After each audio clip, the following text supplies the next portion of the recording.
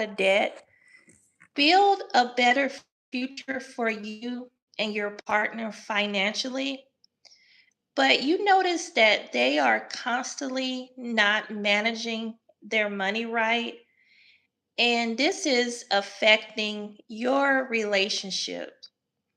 Today, I'm going to talk about the red flags in a relationship, things that we as people need to check out before we actually marry someone or even before we even consider a relationship with them. Finance is very important in a relationship, and we have to pay attention of how people handle their money when we first, once we first, we meet them and then we decide, hey, we want to, take this a little bit further. It's so important that we sit and we analyze and we talk about finances, because it's so important that in a relationship we have to make sure that we're compatible with that person with our finances. Because if you're a saver and then you have one person that just spends and they don't care about paying their bills, their main focus is just buying what I want first and then pay the bills with whatever I have left over. So I'm going to go over the four red flags that is so important that we pay attention before we marry someone, or even if you're in a relationship right now, even if you're not married, pay attention to these red flags. I'm not here to judge anyone. People, they can change their finances, their money skills. Some people are irresponsible. I'm not saying that it is permanent, but the first step, if any of us, if we want to change our finances, we have to first admit that we have a problem. That's what anything in life, the first step, you have to admit it. Because some people, they have money problems, but they don't admit it. They don't feel like nothing is wrong. So it's nothing that you can tell them sometimes. They just feel like I have everything under control.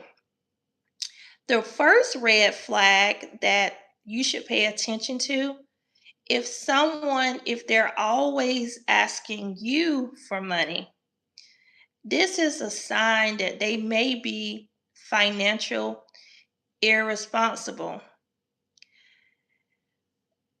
Because if a person is constantly asking you for money, you have to figure out what are they spending their money on? Why are they constantly asking me for money?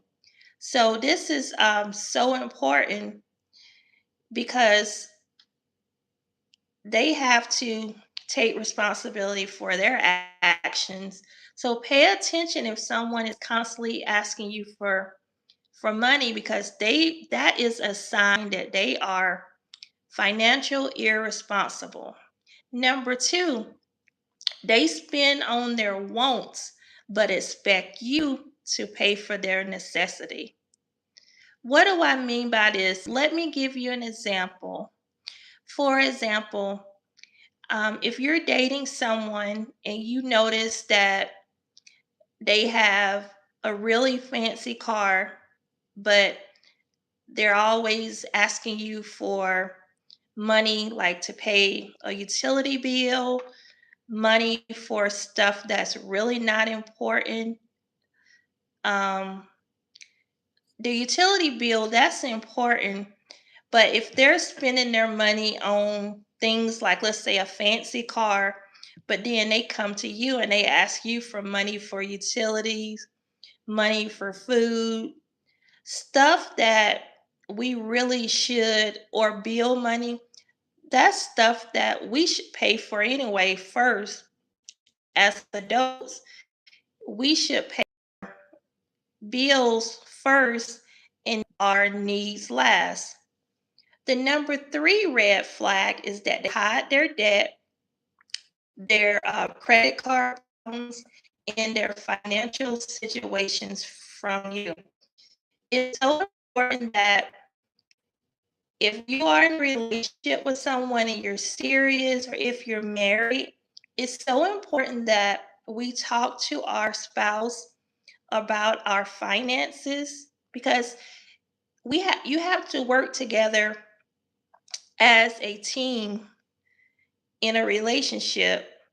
So if one person is keeping secrets from another person about their finances, this can cause a lot of problems.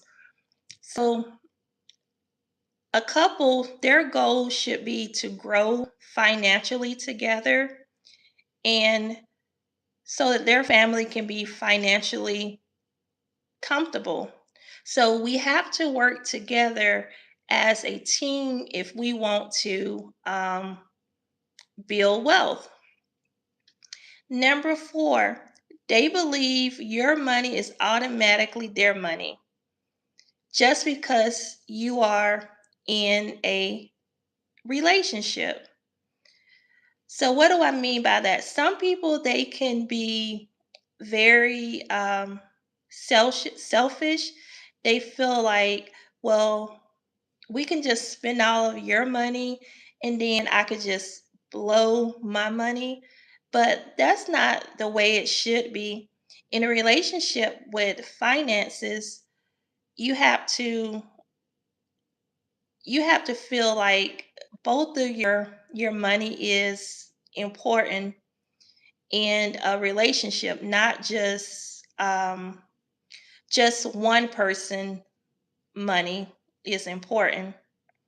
Everybody money is important in a relationship, because it's so important that we sit down and then we talk to each other about our finances, and we talk about our financial goals, because I know everyone, they're so busy working, but I think it's such a great idea that families, they sit down and they go over finances, because if one person is trying to pay off debt, the other person may not know that that person is trying to pay down debt.